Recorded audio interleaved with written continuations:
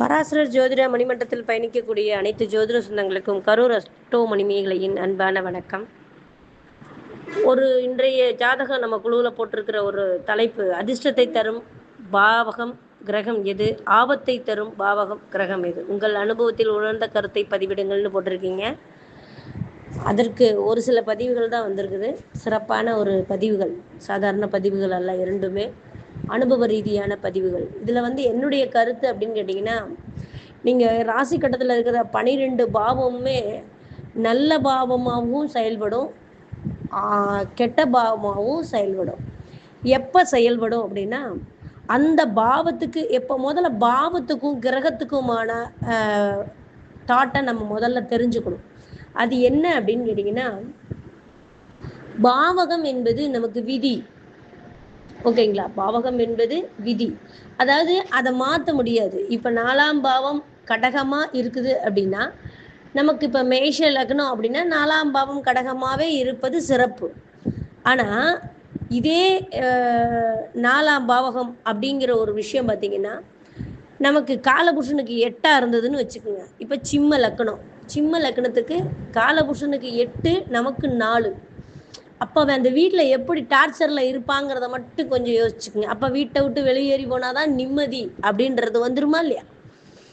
அப்போது இந்த பாவகம்ங்கிறது நம்ம காலபுருஷ தத்துவார்த்த ரீதியிலாக என்ன மாதிரி செயல்படுது அப்படிங்கிற ஒரு விஷயம் முதல்ல புரிஞ்சுக்கணும். அந்த பாவகமாக அமைவதை நம்ம மாற்றவே முடியாது. இப்போ ஒரு குருவுடைய வீடு பாதகஸ்தானம் ஆயிடுச்சுன்னா அது நோ சான்ஸ் இல்லையா? இப்போ மிதுன லக்னத்துக்கு 7ஆம் பாவகம்ங்கிறது பாதகஸ்தானமாகி குருவே நமக்கு பாவியாகி, கணவனே பாவியாகி, மக்கள் தொடரவே பாவியாகிறதுங்கிறது மாற்ற முடியாது இல்லையா? ஆனால் இங்கே ஒரு ராசி அப்படின்னு எடுக்கும் பொழுது பார்த்தீங்கன்னா அது அப்படியே மாறும். இப்போ அதே சந்திரனுக்கு 4 அப்படிங்கும்போது அதுக்கு அந்த மிருகங்களை கொடுத்துருக்குறாங்க இல்லையா? அந்த வீட்டுக்கு ஒரு மிருகங்களை, அந்த நட்சத்திரத்துக்கு ஒரு பறவைகளை அது கொடுத்துருக்குறாங்க இல்லையா? அது எதுக்கு அப்படின்னா, அது அங்க இருக்கிற குணாதிசயங்கள் அப்படிங்கும்போது அது சந்திரன் வெளிப்படுத்தும். பாவம்ங்கிறது அதனுடைய விதிப்பயன், அதாவது அந்த பலனை மாத்துறதுங்கிறது ரேர், மாற்ற முடியாது. ஆனா சந்திரனுடைய அமைப்பு அப்படிங்கிறது அங்க இருக்கிற அந்த கிரகங்களுக்கு கொடுத்துருக்கக்கூடிய தன்மைகள், அந்த தன்மைகளை மாத்திக்கிற தன்மைகளை அந்த இடத்துல கொடுக்கும். இதுதான் பாவகத்துக்கும் ராசிக்கும் லக்னத்திற்கும் இருக்கிற டிஃபரெண்ட். அப்போ ராசிப்படி அப்படின்னு எடுக்கும்போது அந்த விஷயம் மேலோட்டம். அப்போ இப்ப மேஷம் ஆடு அப்படின்னா மேஷ ராசி தான் ஆடு மாதிரி இருக்கும், மேஷ லக்னம் ஆடு மாதிரி இருக்காது. அது நெருப்பு தத்துவமா செயல்படும். கோவக்காரவனா, மிலிட்ரி மேனா, போலீஸ் மாதிரி அப்படி செயல்படும். அப்ப அந்த பாவத்துக்கும் அந்த ராசிக்கும் இருக்கிற அப்ப ஆடு என்ன பண்ணும்? ஒண்ணு போச்சுன்னா பின்னாடியே தலையை கீழே கொண்டு போகும். இதுதானே. ஒண்ணு ஒரு இடத்துக்கு போச்சுன்னா அந்த ஆடு என்ன பண்ணுதுன்னு தெரியாம எல்லாமே தாண்டும். இது ஆட்டுடைய குணம். அப்போ ராசிக்காரங்க எப்படி இருப்பாங்க, லக்னக்காரங்க எப்படி இருப்பாங்கன்னு சொல்ற விஷயம் இந்த ராசி லக்னங்களுக்கு பிரியுது.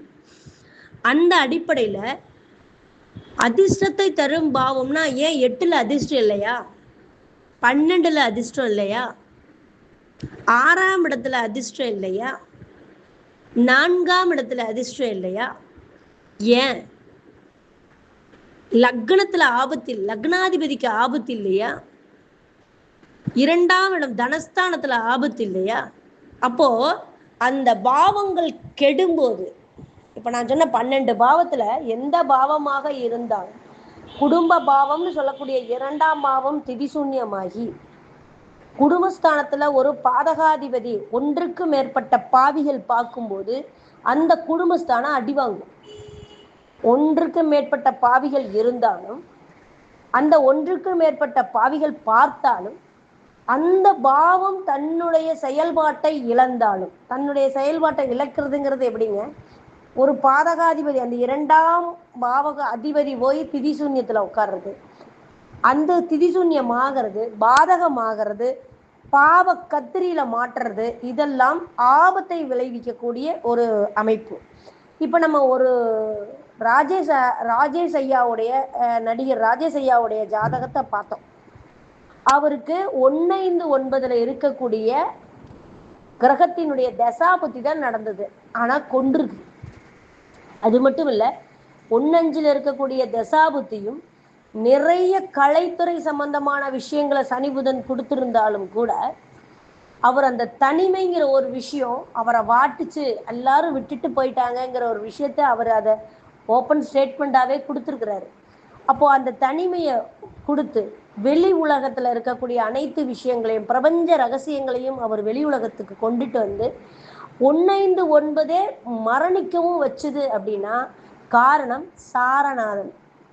அப்போ இங்கு 1-5 இருக்கக்கூடிய கிரகங்களும் கொள்ளுது அப்படிங்கிறதுக்கு மாற்று கருத்து இல்லை, இல்லைங்களா? அப்ப கொல்லக்கூடிய அமைப்போ, பிரச்சனை ஏற்படுத்தக்கூடிய அமைப்போ 3-8 பாதகங்களுக்கு அதிகமாக உண்டு. 3-8 பாதகாதிபதிகளுக்கு அதிகமாக உண்டு. ஒரு துலாம் லக்னம் சனி திசையில சூரிய புத்தி, சூரிய புத்தி 6ல உட்கார்ந்துருக்கு, பாதம்ங்கிற இடத்துல உட்கார்ந்துருக்கு அப்படின்னா 3 மாச கேப் தான் அந்த சூரிய புத்தி இருக்கு. அந்த 3 மாச கேப்பும் அந்த சூரியன் புதனுடைய 12ஆம் அதிபதியினுடைய சாரம் வாங்கினதுனால, காலபுருஷனுக்கு 12ல இருந்ததுனால அந்த 3 மாச குழந்தை காலில் கட்டு போட்டுக்கிட்டு இருந்த நிலை அப்படிங்கிறதெல்லாம் பார்த்தீங்கன்னா ஒரு ட்ரீட்மெண்ட். அப்ப என்னன்னா ஆத்ரோ சம்பந்தப்பட்ட நரம்புகள் சம்பந்தப்பட்ட ட்ரீட்மெண்ட் எடுக்க வேண்டிய கட்டாயத்துக்கு அந்த 3 மாசம் தள்ளப்பட்டது அப்படிங்கிறது பாதகாதிபதி 6ல் அமர்ந்து அந்த புத்தி நடத்தும் பொழுது அது ஆட்டோமேட்டிக்கா அந்த வேலையை செய்தது. அப்ப காலபுருஷ தத்துவம் சொல்ற விஷயம் 12ங்கிறது கால் பாதம், அதுவே 12ஆம் அதிபதி சாரம் அப்படிங்கிறதும் துலாம் லக்னத்துக்கு புதன். அப்போ இந்த மாதிரி அது பாக்கியாதிபதி அந்தஸ்தும் பெறுது. அதனால பார்த்தீங்கன்னா அது அதற்கப்புறம் சரியாகக்கூடிய நிலை அப்படின்றதும் அங்க வருது. அப்போ இதெல்லாம் ஏன் அப்படின்னு பார்த்தீங்கன்னா, இந்த பாதகாதிபதி மாரகாதிபதி அப்படிங்கிறது, அட்டமாதிபதி அப்படிங்கிறதெல்லாம் சாரங்களை பெற்று எந்த ஒரு கிரகம் திசை நடத்தினாலும் அதனுடைய சம்பவங்களை அது காட்டாம இருக்கிறது இல்லை. இது ஆபத்து கணக்குல வர்றது. அதே சமயம் ஒரு அட்டமாதிபதி திசையாக இருந்தாலும் அதற்கு திரிகோணத்துல இருக்கிற கிரகங்கள் எல்லாம் ஃபேவராக இருக்கும் பட்சத்து அந்த அட்டமாதிபதி ஆட்சி பெற்று வலுவாக உச்சம் பெற்று மூலத்திரிகோணங்கள் பெற்று வலுவாக அமரும் பொழுது இந்த 8ஆம் இடத்துல உட்கார்ந்து ஒரு கிரகம் திசை நடத்தும் போது அந்த 8ஆம் இடத்திற்கு ஒரு பார்வையில திரிகோணங்கள்ல அந்த கிரகங்கள் இருக்கும் பட்சத்திற்கு கண்டிப்பாக இது நட்பலன்களை மாறி செய்யறதையும் நம்ம பார்த்திருக்கிறோம், ராஜ யோகத்தையும் செய்யறதையும் நம்ம பார்த்திருக்கிறோம். அப்போ ஒரு பாதகாதிபதி போய் உட்கார்ந்தாலும் கூட அதை சுபகிரகங்கள் பார்க்கும் பொழுது, இப்போ மிதுன லக்னத்திற்கு 7ஆம் இடம் பாதகம்னு சொல்றோம். அந்த குரு திருமண விஷயத்தில் பாதகத்தில் கொடுத்தாலும் கூட அது தாரத்திற்கோ அல்லது 2வது குழந்தைக்கோ கண்டிப்பாக ஒரு பாதகத்தை கொடுத்தாலும் கூட அந்த 7ஆம் அதிபதி லக்னத்தில் இருப்பதோ அல்லது சுக்கிரன் லக்னத்தில் இருப்பதோ அந்த அந்த குருவை 1-5-9 கிரகங்கள் பார்ப்பதோ 1-5-9 இருப்பதோ அவர்களுக்கு அதை பாதித்தாலும் கூட மீண்டும் அதை கொடுத்து அழகு பார்க்கிறது என்பதுல மாற்று கருத்து இல்லை. அப்போ எந்த பாவமும் இந்த இடத்துல அதிர்ஷ்டத்தை தரும்னு எந்த பாவத்தையும் பர்டிகுலரா சொல்ல முடியாது. எந்த ஒரு பாவமும் ஆபத்தான பாவமும்ங்கிறது இங்கே சொல்ல முடியாது. ஆனா ஒரு விஷயம், ராஜயோகம் என்பது எப்படி வருகிறது, விபரீத ராஜயோகம் என்பது எப்படி வருகிறதுங்கிற வார்த்தையை பிரிக்க கத்துக்கிட்டோம் அப்படின்னம்னா நம்ம வாழ்க்கையை ஜெயிக்கிறது ஈஸி. அதே மாதிரி கல்யாணம் பண்ணலையா அப்படின்னு கேட்பாங்க. கல்யாணம் என்பது நச்சல், கிளியாணம் என்பது என்னமோ ஒண்ணு பண்ணி தொலை அப்படிங்கிறது இல்லையா? அவங்கையே அந்த 7ஆம் பாவமும் அந்த 2ஆம் பாவமும் பாவிகளால் சூழப்பட்டிருக்குதுங்கிறது அந்த வார்த்தையிலேயே நமக்கு தெரிஞ்சு போயிருங்கிறது தான் கான்செப்டே. அப்போ ஒன்றுக்கு மேற்பட்ட பாவிகளோ செவ்வாய் சனியினுடைய கான்செப்டோ இருக்கும்போது குடும்பஸ்தானத்துக்கு வரும் பொழுது திருமணம் ஒன்று மறுக்கப்படுகிறது அல்லது தாமதப்படுத்துகிறது அல்லது பிரச்சனையை ஏற்படுத்துகிறதுங்கிறதுல மாற்று கருத்து இல்லை. ஆனாலும் லக்னத்துல சுக்கிரனோ 7ஆம் அதிபதியோ லக்ன கோணம் ஏறும்போது 2க்கும் மேற்பட்ட திருமணங்கள் செய்தவர்களையும் நாம் பார்த்திருக்கிறோம். அப்ப இங்க என்ன சொல்றது அப்படின்னா, எல்லாத்துக்குமே பார்த்தீங்கன்னா ஒரு விதிகளை வைத்து நாம் ஒரு விஷயத்தை ஆணித்தரமாக பொதுத்தலங்களில் பதிவிடுவதற்கு முடியாது. இங்கு ஒவ்வொருத்தர் கைரேகையும் மாறுபடுவது போல் ஒவ்வொருடைய கண்ணினுடைய கருவிழிகளும் மாறுபடுவது போல் நம்ம ஆதார் ஐடியில் அதுதானே மெயினா கேட்குறாங்க. அந்த மாதிரி ஒவ்வொரு ஜாதகங்களும் ஒவ்வொரு பாடங்களை தனித்தனியாக தந்து கொண்டிருக்குதுங்கிறதுல மாற்றுக்கிறதே கிடையாதுங்க.